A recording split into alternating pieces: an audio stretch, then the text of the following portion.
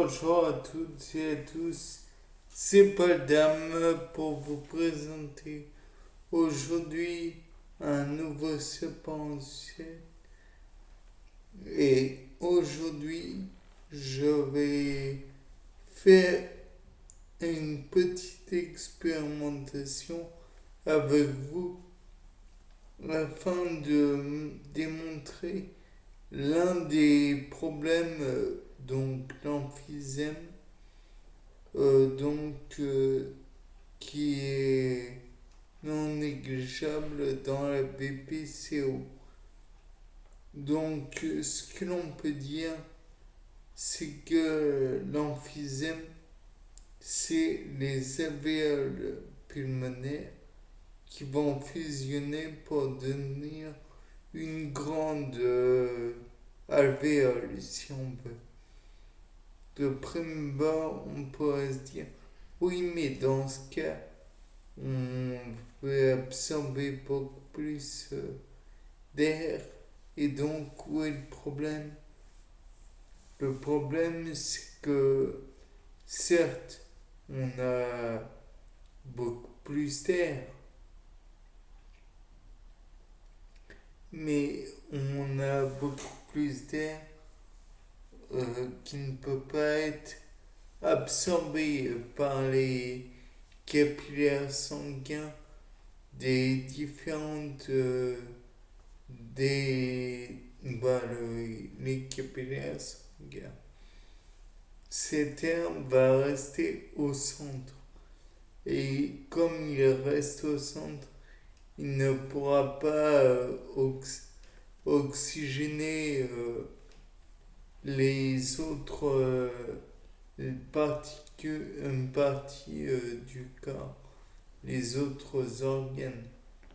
Donc, s'il n'y a pas de transfert dans le sang, alors pas d'oxygénation et donc le dioxygène est inemployé. Néanmoins, il y a une possibilité de montrer cela. C'est prendre un sac entier, bon, de là, un sac en toile, afin de le gonfler avec de l'air et le faire se vider dans de l'eau savonneuse. Bon,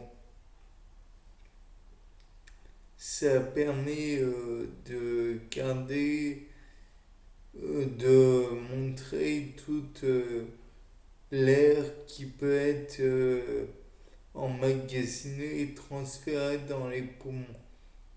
Maintenant, on peut aussi prendre ce même sac en toile et y mettre un objet prenant une certaine place, un ballon un peu moins gros, mais qui représente une certaine place tout de même.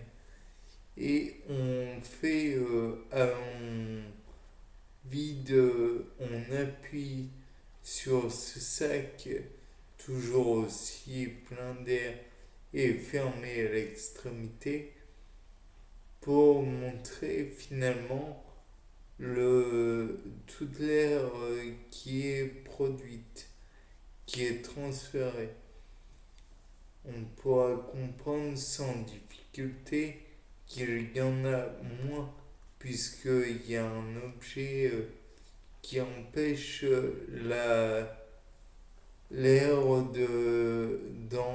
d'être dans tout le poumon, et donc de se transférer. De là, on peut aussi envisager que si on prend comment dire, un,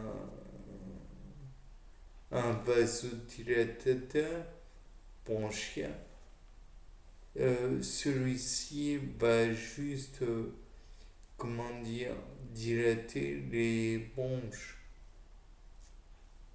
puisque c'est un vaisseau, oui, on conduit un vaisseau. Donc, de là, on peut dire que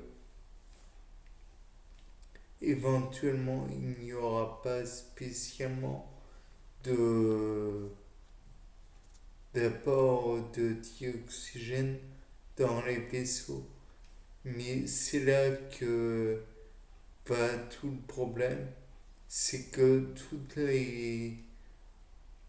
comment dire, toutes les fibres qui pourraient gêner finalement les bronches, les alvéoles pulmonaires de se remplir de dioxygène et pouvoir par la suite transférer le gaz dans le sang, sont dilatées, donc plus grosses alvéoles dans les poumons et donc plus facile le comment dire, les alvéoles vont donc avoir plus de possibilités de transférer le dioxygène dans le sang. Par la suite, on peut envisager que cette mousse qui représente l'air doivent être transférées dans une autre, dans un autre, comment dire, autre transfert, quoi, puisse être accumulé et puisse ensuite être à nouveau transféré dans un sac, transféré dans un sac, puis à nouveau soufflé dans dans un seau plein d'eau mousseuse ou savonneuse, peu importe. Et là, dans le cas présent, cela va former comment dire, le dioxygène qui va être transmis au sang. On pourrait aussi dilater en prenant un gros sac pour le deuxième cas, et ce sac fera office d'effet de vasodilatation du vaisseau sanguin en lui-même. Bien, c'était Paul Dama pour vous présenter une expérience dans un nouveau sapin du ciel. Au revoir.